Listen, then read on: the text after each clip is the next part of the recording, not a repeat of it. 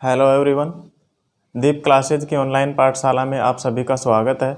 मित्रों, हमारी जो इंडिया ज्योग्राफी की सीरीज चल रही है उसमें हम भारत के भौतिक प्रदेशों के बारे में हम पिछली क्लास में चर्चा कर रहे थे, जिसमें पहला भौतिक प्रदेश हमने जो पढ़ा है उत्तर एवं उत्तरी पूर्वी पर्वतीय प्रदेश, जिसका हमने भौगोलिक वर्गीकरण पिछली क्लास में हमने किया था। आज हम हिमालय का जो प्रादेशिक वर्गीकरण है उसके बारे में चर्चा करेंगे। किस प्रकार से हिमालय का प्रादेशिक वर्गीकरण किया गया है। हिमालय का प्रादेशिक वर्गीकरण, हिमालय का प्रादेशिक वर्गीकरण। ठीक है,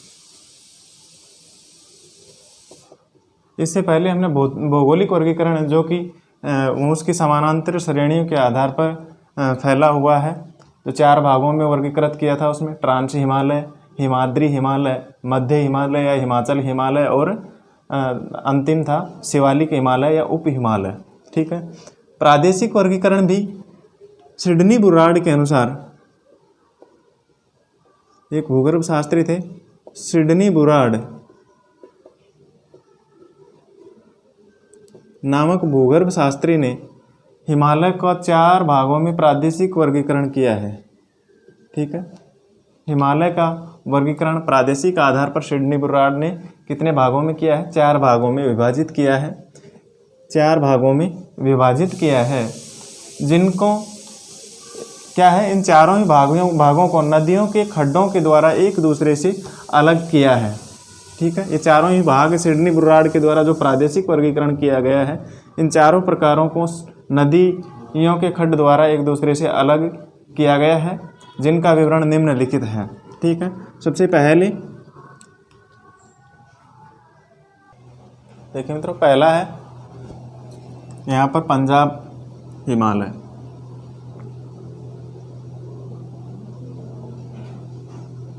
पंजाब हिमालय।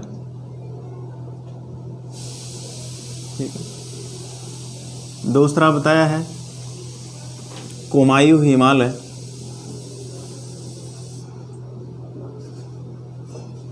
कुमायूं हिमालय।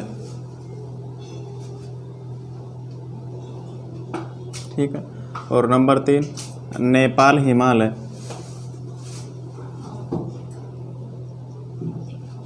नेपाल हिमालय। ठीक है, और नंबर 4 है असम हिमालय। असम हिमालय। ठीक है मित्रों, अब ये कौन कौन सी नदियाँ, कौन कौन से नदी खड्डों के द्वारा यह एक दूसरे से अलग होते हैं। सबसे पहले पंजाब हिमालय या कश्मीर हिमालय की बात करें हम, कश्मीर हिमालय। ठीक है, पंजाब हिमालय को ही कश्मीर हिमालय भी कहा जाता है। ठीक है, यह सिंधु नदी उत्तर में स्थित है, सिंधु नदी एवं इसके नीचे दक्षिण में है सतलज नदी। सिंधु नदी और सतलज नदी के बीच में फैला हुआ है पंजाब हिमालय। सिंधु नदी और सतलज नदी के बीच में फैला हुआ है, जो कि मुख्यतः कौन कौन से राज्यों में है? जम्मू कश्मीर और हिमाचल प्रदेश राज्यों में स्थित है। ठीक है, इसकी अगर कुल लंबाई की बात करें, इसकी लंबाई, पंजाब हिमालय की कुल लंबाई 540 किलोमीटर है, लगभग 540 किलोमीटर है। ठीक है, 540 किलोमीटर लंबाई में फैला हुआ है। और अगर हिमालय की सर्वाधिक चौड़ाई की बात करें तो हिमालय की सर्वाधिक चौड़ाई भी इसी पंजाब हिमालय में मिलती है, पंजाब हिमालय के भाग में मिलती है। तथा यहाँ पर लद्दाख, जास्कर, पीर पंजाल एवं धौलाधर जैसी पर्वत श्रेणियाँ इसी भाग में पाई जाती हैं। ठीक है, इसी के साथ साथ पंजाब हिमालय में जो उत्तरी ढाल है, इसका पंजाब हिमालय का जो उत्तरी ढाल है उस पर वनस्पति नहीं पाई जाती है, जबकि दक्षिणी ढाल पर क्या है, सघन वनस्पति पाई जाती है। ठीक है, इसके दक्षिणी ढाल पर सघन वनस्पति पाई जाती है।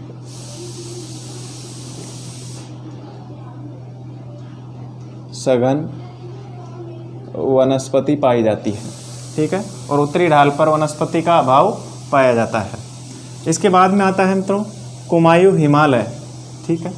कुमायूं हिमालय, इसका विस्तार आगे सतलज नदी के बाद में आता है। सतलज नदी और किसके बीच में? काली नदी, ठीक है। सतलज और काली नदी के बीच में स्थित है। सतलज और काली नदी या फिर शारदा नदी भी कहेंगे, काली या शारदा नदी के बीच में फैला हुआ है कुमायूं हिमालय, ठीक है। काली या शारदा नदी, सतलज और काली या शारदा नदी के बीच में फैला हुआ है।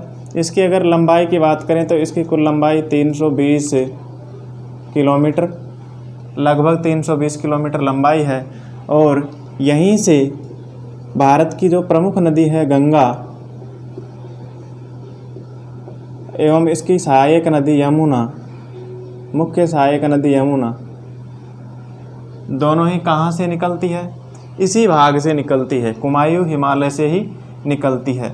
इसी के साथ साथ यहाँ पर बद्रीनाथ, केदारनाथ, त्रिशूलनाथ, माना, गंगोत्री, नंदा देवी एवं कामयत पर्वत श्रेणियाँ आदि कुमायूं हिमालय में ही स्थित है, ठीक है। इसके बाद में आता है नेपाल हिमालय, ठीक है। नेपाल हिमालय मित्रों, इसका सर्वाधिक विस्तार नेपाल में पाया जाता है, ठीक है, नेपाल में है। और यह किन किन नदियों के बीच में स्थित है? काली नदी, काली या शारदा नदी से तीस्ता नदी के बीच में स्थित है। तीस्ता नदी के बीच में फैला हुआ है, ठीक है। काली या शारदा नदी और तीस्ता नदी के बीच में फैला हुआ है। इसकी कुल लंबाई है 800 किलोमीटर। इसकी कुल लंबाई 800 किलोमीटर। जो सिडनी बुर्रार्ड के द्वारा ये प्रादेशिक वर्गीकरण किया गया है, इनमें सबसे अधिक लंबाई वाला पार्ट है नेपाल हिमालय, जिसकी लंबाई लगभग 800 किलोमीटर, और सबसे छोटा भाग है कुमायूं हिमालय, जिसकी लंबाई कितनी है? 320 किलोमीटर, ठीक है। इसी भाग में ये नेपाल हिमालय में ही हिमालय पर्वत की सर्वोच्च चोटियां जैसे कि माउंट एवरेस्ट, मकालू, कंचनजंगा जैसी सर्वाधिक चोटियां सब कहाँ पर पाई जाती है? इसी नेपाल हिमालय में पाई जाती है, ठीक है। इसके बाद में आता है अगला मित्रों असम हिमालय, ठीक है। असम हिमालय, इसका विस्तार आगे चल कर के तीस्ता नदी के, ठीक है, तीस्ता नदी से ब्रह्मपुत्र नदी के बीच में फैला हुआ है। ब्रह्मपुत्र नदी के बीच में फैला हुआ है। असम हिमालय तीस्ता नदी और ब्रह्मपुत्र नदी के बीच में फैला हुआ है। इसकी लंबाई की बात करें तो यह इसकी लंबाई पाई जाती है 740 किलोमीटर, ठीक है। 740 किलोमीटर लंबाई में फैला हुआ है तथा यह भारत के सिक्किम, असम, अरुणाचल प्रदेश राज्यों में एवं भूटान देश में फैला हुआ है, ठीक है। असम हिमालय भारत के असम, अरुणाचल प्रदेश और सिक्किम राज्यों में फैला हुआ है तथा इसी के साथ भूटान देश में यह फैली हुई पर्वत श्रेणी है असम हिमालय, ठीक है। यहाँ की प्रमुख चोटियों की बात करें अगर, तो यहाँ की प्रमुख चोटियों में है कांगड़ा, चुमलहारी, जांग सांगला, कावरस एवं पोहुनी तथा नामचा बरुआ यहाँ की प्रमुख पर्वत श्रेणियाँ है, ठीक है। एक बार मित्रों हम इन्हें मैप के आधार पर देख लेते हैं और यह जो विस्तार इनका जो वर्गीकरण किया गया है, ठीक है, प्रादेशिक वर्गीकरण जो कि पश्चिम से पूर्व की ओर की स्थिति को बताता है, ठीक है। हिमालय की पश्चिम से पूर्व की ओर के विस्तार को इसमें बताया गया है। नदियों के खड्डों के आधार पर किस प्रकार से ये अलग अलग है, इनकी जो प्रमुख विशेषताएं ये है इस प्रकार से है। एक बार मानचित्र के आधार पर हम देख लेते हैं इन्हें। देखिए मित्रों, मानचित्र के आधार पर जो सबसे पहला है बताया है प्रादेशिक वर्गीकरण नंबर 1 है पंजाब हिमालय या कश्मीर हिमालय, जो कि सिंधु और सतलज नदी के बीच में, ठीक है, भारत के उत्तर में स्थित है। मुख्यतः कश्मीर, जम्मू कश्मीर और हिमाचल प्रदेश राज्यों में फैला हुआ है, ठीक है। इसकी लंबाई यहाँ पर कितनी बताई गई है? 540 किलोमीटर, ठीक है, जो कि सिंधु और सतलज नदी के बीच में स्थित है। सतलज नदी के बाद में इसके नीचे का जो भाग है हिमालय पर्वत का, वह है सतलज और काली नदी के बीच में कुमायूं हिमालय के नाम से जाना जाता है, ठीक है। इसकी यहाँ पर लंबाई कितनी बताई गई है? 320 किलोमीटर, ठीक है। और यहीं से भारत की प्रमुख नदी, जो भारत की सबसे लंबी नदी है, सबसे बड़ा अपवाह क्षेत्र रखने वाली नदी है भारत की, वह गंगा नदी एवं उसकी सहायक यमुना नदी भी यहीं से निकलती है, ठीक है। इसके बाद में आता है काली या घाघरा से शारदा नदी से तीस्ता नदी के बीच का भाग नेपाल हिमालय के नाम से जाना जाता है, ठीक है। ये नेपाल हिमालय के नाम से जाना जाता है और यह मुख्यतः नेपाल में फैली हुई है, नेपाल में विस्तृत है, ठीक है। यहीं पर हिमालय पर्वतमाला की जो सर्वोच्च चोटियां हैं वो यहीं पर फैली हुई है, यहीं पर स्थित है, ठीक है।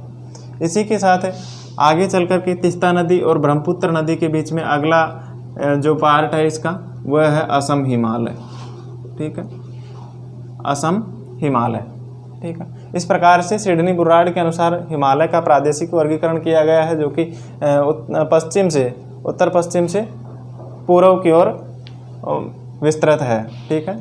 नंबर 1 पंजाब हिमालय, दूसरा कुमायूं हिमालय, तीसरा नेपाल हिमालय और चौथा असम हिमालय। इस प्रकार से ये होती है हिमालय के प्रादेशिक वर्गीकरण की चर्चा इस प्रकार से है। आगे जो भारत का भौतिक प्रदेश है नेक्स्ट, उसकी चर्चा करेंगे। अगला है मित्रों भारत के भौतिक प्रदेश है स्थलाकृतिक प्रदेशों में सेकंड,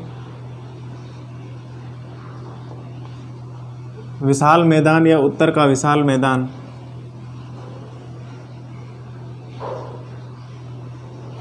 उत्तर का विशाल मैदान, उत्तर का विशाल मैदान, ठीक है मित्रों, उत्तर का विशाल मैदान। देखिए मित्रों, यह उत्तर का विशाल मैदान सिंधु गंगा और ब्रह्मपुत्र नदियों द्वारा, सिंधु गंगा और ब्रह्मपुत्र, सिंधु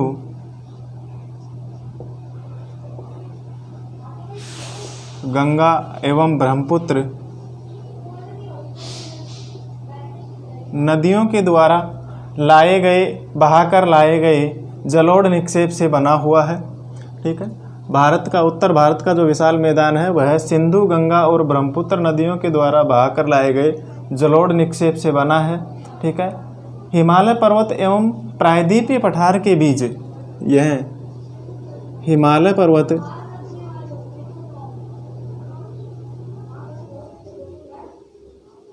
पर्वत एवं प्रायद्वीपीय पठार, प्रायद्वीपीय पठार के बीच, प्रायद्वीपीय पठार के बीच धनुष आकार में फैला हुआ है। प्रायद्वीपीय पठार के बीच किस आकार में फैला हुआ है? धनुष आकार में फैला हुआ है, धनुष आकार में फैला हुआ है या विस्तृत है, ठीक है। उत्तर का विशाल मैदान, वापस रिपीट कर देता हूँ, यह उत्तर का विशाल मैदान या विशाल मैदान सिंधु गंगा और ब्रह्मपुत्र नदियों द्वारा बहाकर लाए गए जलोढ़ निक्षेप से निर्मित है, जो कि हिमालय पर्वत और प्रायद्वीपीय पठार के बीच, इसके उत्तर में कौन सा है?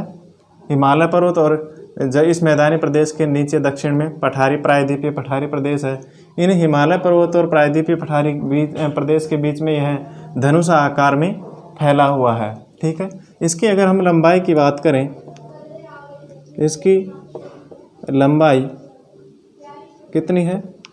लगभग 2400 किलोमीटर, इसकी लंबाई 2400 किलोमीटर एवं औसत चौड़ाई, औसत चौड़ाई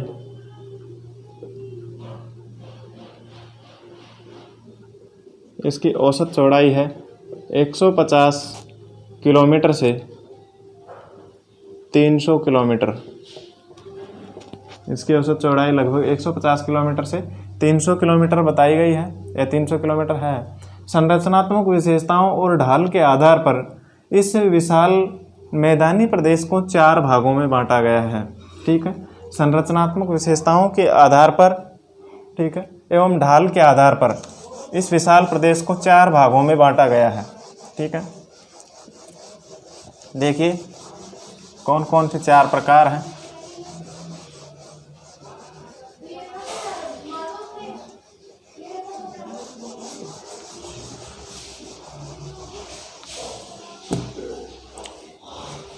इन्हें संरचनात्मक विशेषता,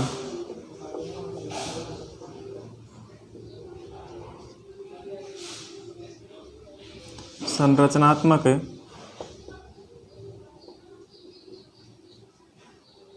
विशेषताओं एवं ढाल, संरचनात्मक विशेषताओं एवं ढाल के आधार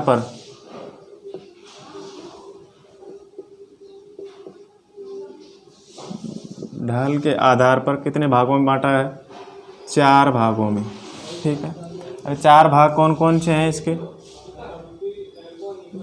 नंबर 1 भाबर प्रदेश, नंबर 2 है तराई, और नंबर 3 खादर, और नंबर 4 है बांगर। क्रमिक रूप से इसको देखते हैं। बांगर और फिर आती है खादर। ठीक, 4 भागों में बांटा गया है। संरचनात्मक विशेषताओं एवं ढाल के आधार पर इन्हें भाबर, तराई, बांगर और खादर प्रदेश में विभाजित किया गया है। इन 4 भागों में इसे बांटा गया है। ठीक है मित्रों, इसमें नंबर 1 देखते हैं मित्रों, भाबर प्रदेश। ठीक, भाबर प्रदेश जो कि बाह्य हिमालय में या बाह्य हिमालय के समानांतर, बाह्य हिमालय बोले या फिर शिवालिक हिमालय के समानांतर नदियों द्वारा जो जलोढ़ पंख है, नदियों द्वारा जलोढ़ पंख एवं कंकड़ पत्थर,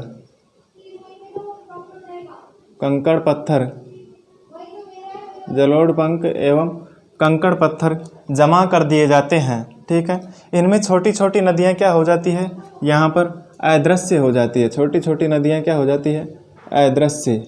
ठीक है, विलुप्त प्राय हो जाती है, दिखाई नहीं देती है। इस क्षेत्र को भाबर प्रदेश कहते हैं।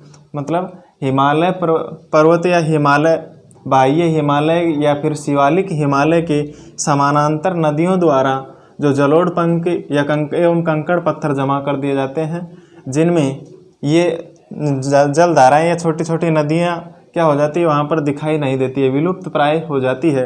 और यहीं पर भाबर घास भी उगाती है। इन मोटे मोटे कंकड़ पत्थरों के, इन चट्टानों के दरारों में भाबर घास बहुतायत मात्रा में पाई जाती है। ठीक है, यह भाबर प्रदेश कहलाता है। पंजाब में इसे भाबर प्रदेश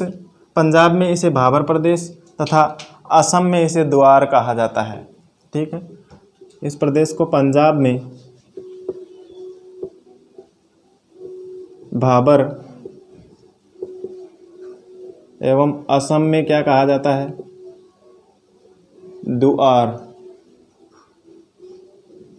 द्वार कहा जाता है।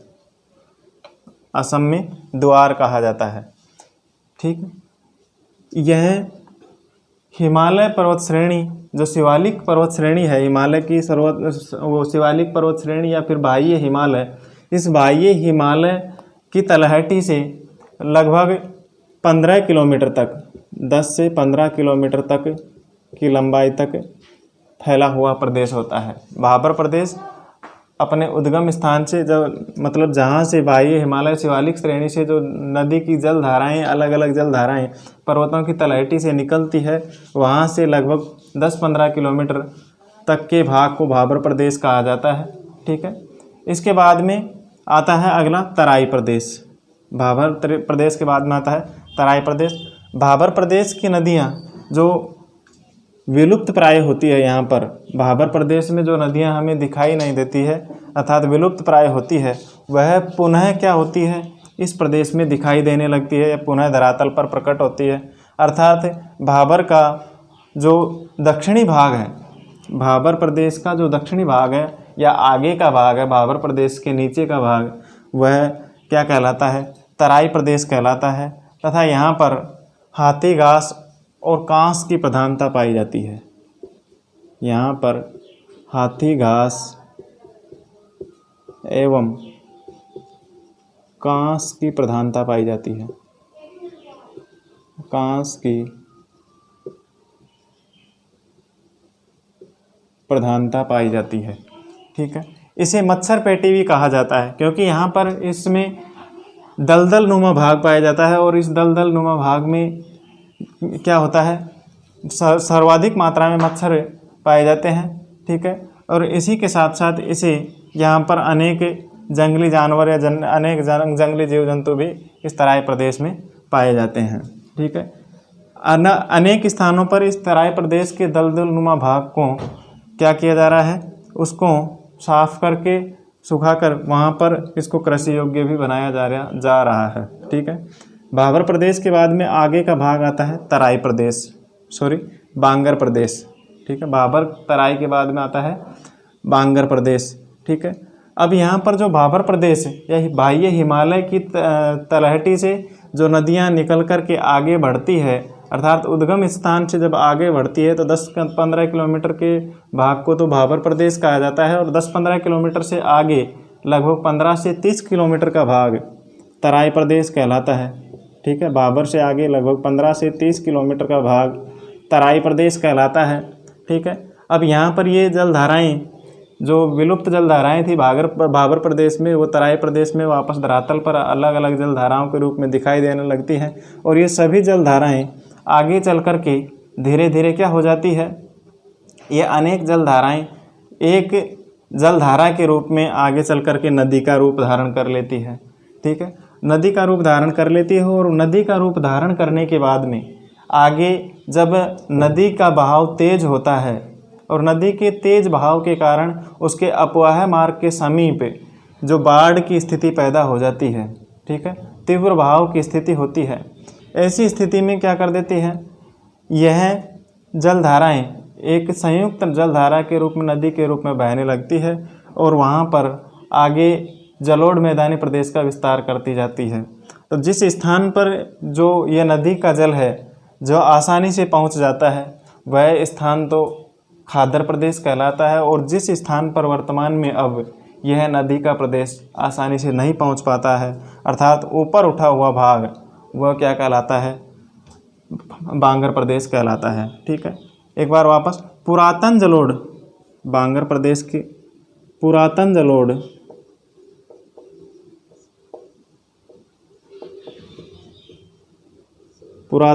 मृदा।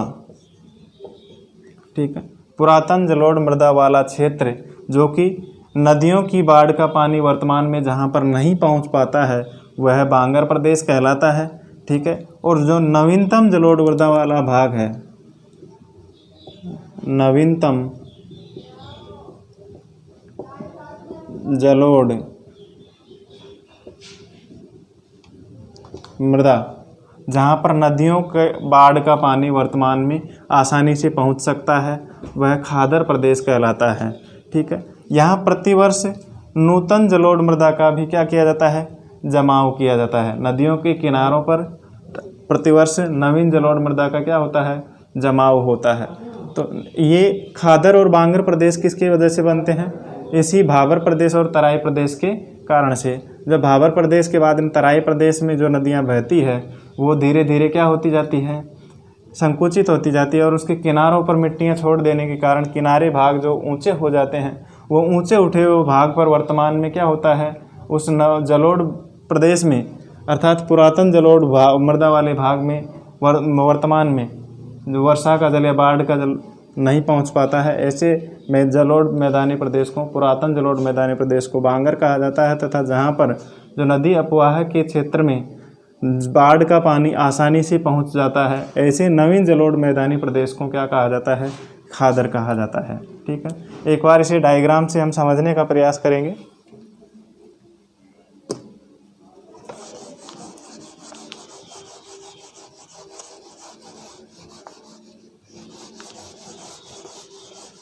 किस प्रकार से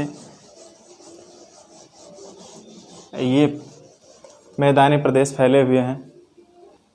देखिए मित्रों, जैसे कि हिमालय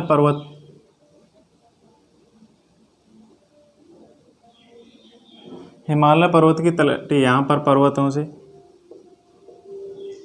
ठीक है, यहाँ से ये जलधाराएं निकल रही है। ठीक है, सबसे ऊंचा उठा हुआ भाग। अब यहाँ से तीव्र ढलान से जब हिमालय पर्वत या बाह्य हिमालय से वर्षा का जल आता है तो उसके साथ साथ मोटे मोटे कंकड़ जलोढ़ पंख क्या होते हैं, विस्तृत होते हैं, टूट करके क्या होते हैं, तलहटी में आने लगते हैं। ठीक है, इस प्रकार से आकर के ये नीचे क्या हो जाते हैं, जमा हो जाते हैं। ठीक है, नीचे जमा हो जाते हैं। ठीक है, यहाँ पर नदियों का जल क्या हो रहा है, वर्षा का जल यहाँ नीचे आ रहा है पर्वतों की तलहटी से। ठीक है, बाह्य हिमालय की तलहटी से नीचे आ रहा है, जिसके कारण मोटे मोटे कंकड़ पत्थर एवं अवसाद या जलोढ़ पंख इसकी तलहटी में आकर के जमा हो जाते हैं। ठीक है, इस स्थान पर इन मोटे मोटे कंकड़ों के बीच में ये जो वर्षा का जल आता है, यहाँ पर जल धाराएँ क्या हो जाती है, जल धाराएँ विलुप्त हो जाती है। ठीक है, विलुप्त हो जाती है, अर्थात दिखाई नहीं देती है, दिखाई नहीं देती। ठीक है, यह प्रदेश किस नाम से जाना जाता है, भाबर प्रदेश के नाम से जाना जाता है। भाबर प्रदेश, जो कि बाह्य हिमालय या शिवालिक श्रेणी की तलहटी में स्थित है। और यह भाबर प्रदेश पहाड़ों की तलहटी से लेकर के लगभग कहाँ तक विस्तृत है, लगभग 10 से 15 किलोमीटर। ठीक है, 10 से 15 किलोमीटर तक विस्तृत है। ठीक है, इसके बाद में यहीं पर इन मोटे मोटे कंकड़ पत्थरों के जो जॉइंट हैं, इन जॉइंटों में भाबर घास की सघनता पाई जाती है। फिर इसके बाद में आगे चल करके 10-15 किलोमीटर के बाद में यहाँ पर ये जलधाराएँ अनेक जलधाराओं के रूप में धरातल पर हमें दिखाई देने लगती है। ठीक है, अनेक जलधाराओं के रूप में दिखाई देने लगती है। ठीक है, जलधाराएँ जल अनेक धाराओं के रूप में दिखाई देना लगता है, धाराओं के रूप में धरातल पर दिखाई देने लगता है। ठीक है, इस प्रदेश को किस नाम से जाना जाता है, तराई प्रदेश के नाम से। ठीक है, तराई प्रदेश। ठीक है, इसका विस्तार पाया जाता है 15 किलोमीटर से 23 किलोमीटर, लगभग 15 किलोमीटर से 30 किलोमीटर, मतलब भाबर प्रदेश के नीचे तराई प्रदेश। भाबर प्रदेश में नदियां प्राय विलुप्त प्राय दिखाई देती है। उसके बाद में तराई प्रदेश में यह अनेक जलधाराओं के रूप में धरातल पर दिखाई देने लगती है, जिसे तराई प्रदेश के रूप में जाना जाता है। और इसी तराई प्रदेश से आगे चल कर के यह क्या हो जाती है, ये जलधाराएँ, सभी जलधाराएँ एक प्रमुख जलधारा के रूप में आगे चल कर के क्या हो जाती है, एक नदी का रूप धारण कर लेती है। ठीक है, नदी का रूप धारण कर लेती है, यहाँ पर चल कर के नदी का रूप धारण कर लेती है। ठीक है, तराई प्रदेश से आगे नदी का रूप धारण कर लेती है। इस प्रकार से ये भाबर प्रदेश और तराई प्रदेश। अब यहाँ पर भाबर प्रदेश में मोटे मोटे कंकड़ पत्थर एवं जलोढ़ पंख का क्या पाया जाता है, जमाव पाया जाता है। तराई प्रदेश में क्या होता है, महीन कंकड़ पत्थर, रेत पाई जाती है। ठीक है, महीन कंकड़ पत्थर एवं रेतीले पदार्थों या रेतीले मिट्टी का निक्षेप पाया जाता है। ठीक है, यहीं पर क्या है, सघन वनस्पति पाई जाती है। ठीक है, दलदल नुमा भूभाग पाया जाता है। इसी दलदल नुमा भूभाग के कारण यहाँ पर इसे मच्छर पेटी भी कहा जाता है। ठीक है, और सर्वाधिक हाथी घास एवं कांस यहाँ पर पाई जाती है। ठीक है, आगे अब नदियों के किनारों पर, ठीक है, भाबर प्रदेश और तराई प्रदेश के बाद में आगे आता है बांगर और खादर प्रदेश। बांगर प्रदेश में जो पुरातन जलोढ़ मृदा पाई जाती है, अर्थात इनका जमाव मध्य से उत्तर प्लेस्टोसिन काल तक का माना जाता है, जिसमें वर्तमान में क्या है, बाढ़ का पानी आसानी से नहीं पहुंच पाता है। अर्थात जलोढ़ मैदानी प्रदेश का वह ऊंचा उठा हुआ पुरातन जलोढ़ मृदा क्षेत्र जहां पर वर्तमान में बाढ़ का पानी नहीं पहुंच पाता है, ऐसे प्रदेश किस नाम से जाने जाते हैं, बांगर प्रदेश के नाम से जाने जाते हैं। ठीक है, बांगर प्रदेश के नाम से जाने जाते हैं। ठीक है, पुरातन जलोढ़ मृदा वाले क्षेत्र। और ऐसे नवीन जलोढ़ मृदा वाले क्षेत्र जहाँ पर क्या है, बाढ़ का जल आसानी से नदियों द्वारा आने वाली बाढ़ या वर्षा द्वारा आने वाली बाढ़ के जल का क्या हो जाता है, आसानी से पहुँच जाता है, उस नवीन जलोढ़ मृदा वाले क्षेत्र को किस नाम से जाना जाता है, खादर प्रदेश के नाम से जाना जाता है। खादर प्रदेश के नाम से जाना जाता है। ठीक है मित्रों, इस प्रकार से उत्तर भारत के विशाल मैदान को इसकी संरचना एवं संरचनात्मक विशेषताओं एवं ढाल के अनुरूप इन 4 प्रमुख भागों में वर्गीकृत किया गया है, और यह मुख्यतः गंगा, यमुना और ब्रह्मपुत्र नदियों के द्वारा बहाकर लाए गए जलोढ़ निक्षेप से निर्मित है। अगला जो भारत का भौतिक प्रदेश है उसकी चर्चा हम मित्रों नेक्स्ट क्लास में करेंगे। आज की चर्चा या आज का जो क्लास है वो हम यहीं पर समाप्त करते हैं। ठीक है मित्रों, धन्यवाद।